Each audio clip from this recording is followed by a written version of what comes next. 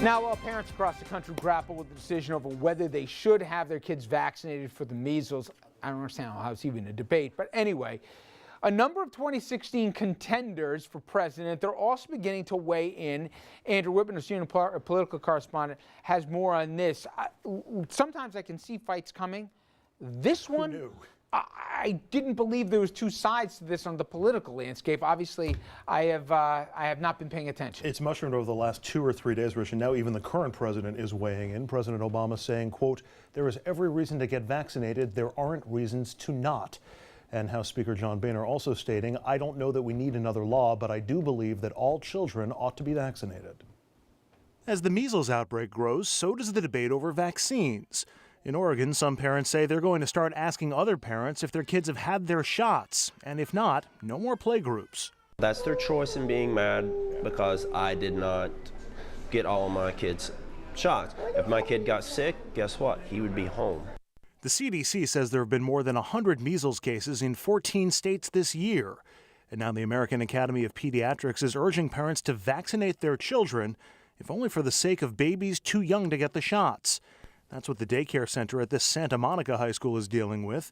Its doors closed Monday after a 1-year-old tested positive for measles. Now 14 infants from the center have been quarantined for 21 days. This is at the direction of the public health department. The measles outbreak has even made its way into politics. I think the parents should have some input. In October, New Jersey Governor Chris Christie kept a nurse who had been exposed to Ebola under quarantine for 2.5 days. But yesterday, he said about vaccines, quote, "Parents need to have some measure of choice." Later, his office clarified, saying there is no question kids should be vaccinated. Even Hillary Clinton tweeted this overnight, #VaccinesWork. And today on Capitol Hill, 4 senior U.S. public health officials were all asked whether parents should get their children vaccinated. They all said yes. Rich? And to your point, Andrew, you mentioned about Rand Paul, the Kentucky senator also released this statement saying, "I have heard of many tragic cases of walking, talking, normal children who wound up with profound mental disorders after vaccines. But I think the parents should have some input. The state doesn't own your children."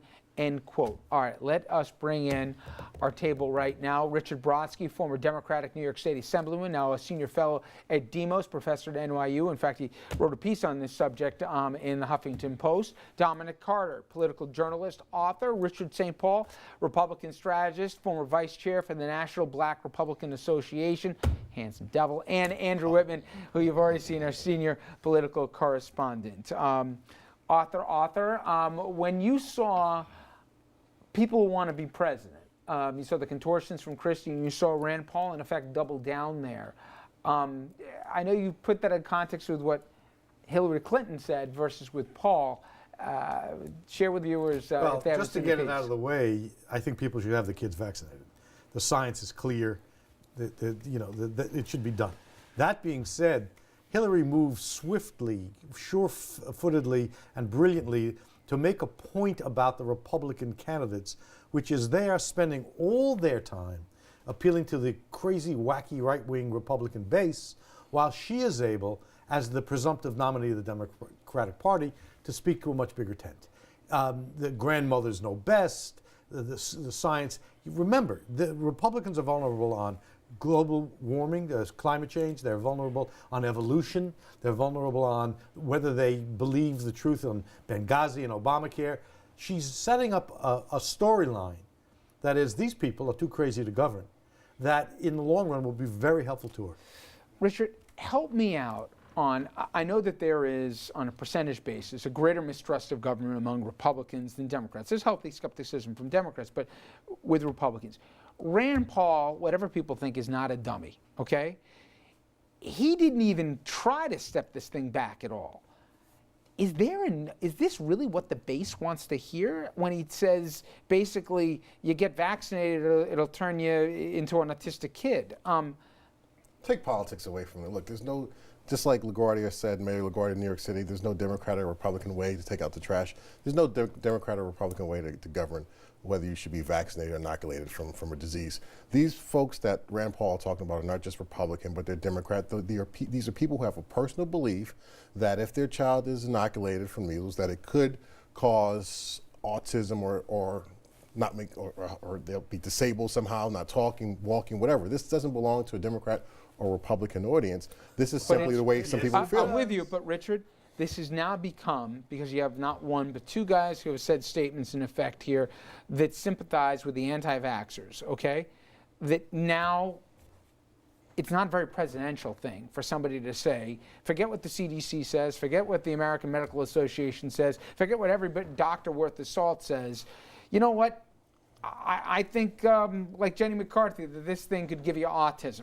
There's no science to back it up, and now all of a sudden, Republicans are having to say, I'm with or I'm not with Rand Paul. But you don't need science to back up your personal belief. There are folks who believe, of certain religions, that they don't believe in blood transfusions, for example, if you're a Jehovah's Witness. But if you want to be president, and he does, right? If you want to be president, you have to be credible. But that's Rand Paul over a slate of many different candidates that we're talking about Jeb Bush, you're talking about Scott Walker. There's a number of different candidates, and that's his belief, and that's not the belief of the Republican Party.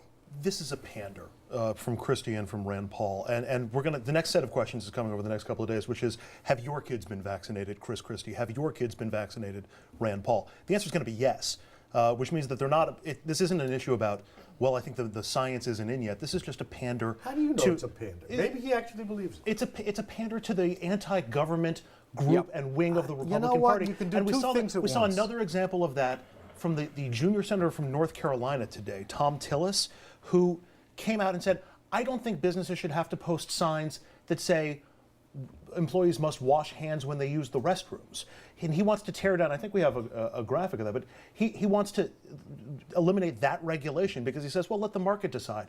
People will say, well, you're not washing your hands, and people, yeah, there's the quote right there. I don't have any problem with Starbucks as long as they opt out of this policy, as long as they post a sign that says we don't require our employees to wash their hands after leaving the restroom. And my point is that's it's an anti-government, anti-regulation. To Andrew's point, this stuff's calculated. I understand what they're doing is keep government out of our lives, blah, blah, blah.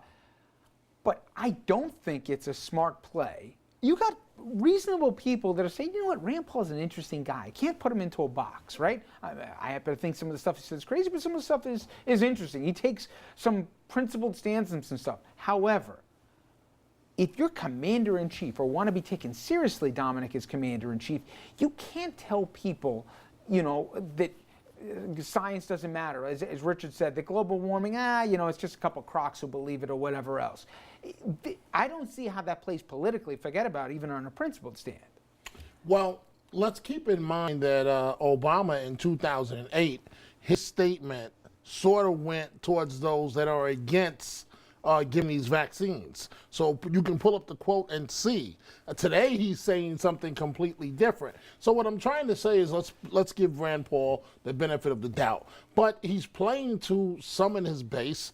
You're talking about being president, but before you can get to be president, you've got to rally the base and play to your support. But I think that this is, I agree with almost everything that Richard Brodsky said. I've got to pinch myself. Yes, I agree with you.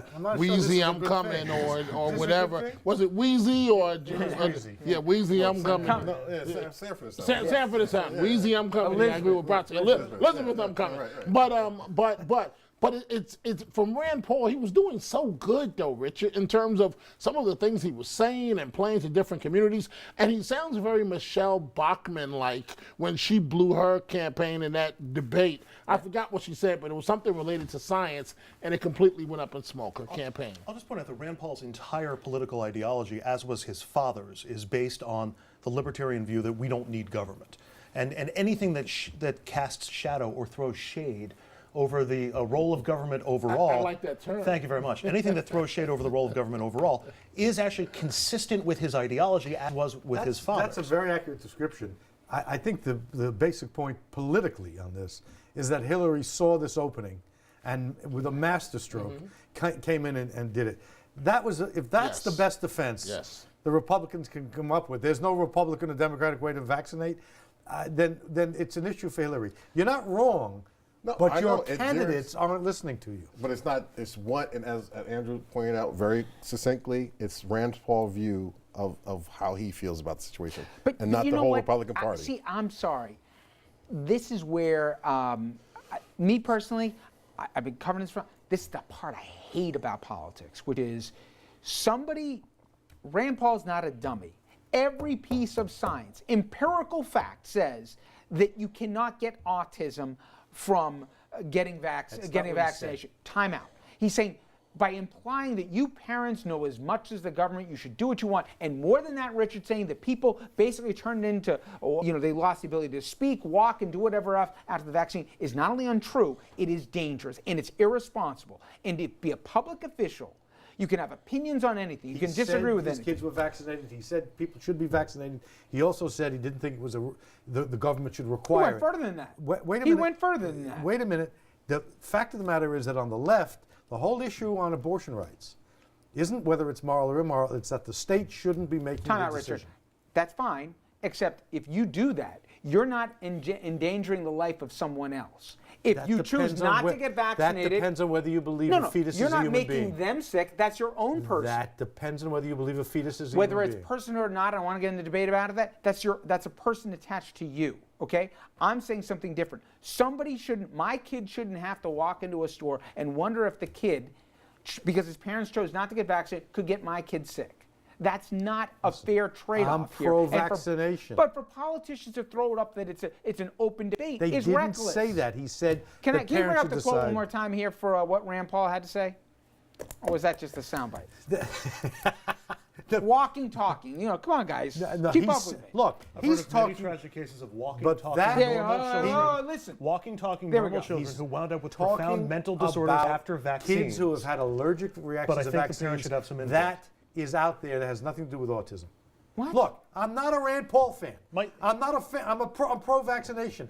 I'm just telling you that the question about what the appropriate role of government is not a politician pandering. You're wrong and you're wrong. He might just as well have been saying, I've heard of kids getting hit by a bus after getting vaccinated. Therefore, I think there's a chance that vaccinations cause bus accidents. Government regulates health, welfare, safety. This is certainly a health issue, and your elected officials and government have say in that, and as well as parents. And I think that's Don't very run for simple. president in the Republican Party. Absolutely. Well, I might. All right, when we come back Stay here, tuned. we're going to get away from measles, and Richard Brodsky is wrong. Bronx Assemblyman Carl Hastie now has a new position. Today, named Assembly Speaker in Albany. After the break, we'll take a look at the push to fight corruption.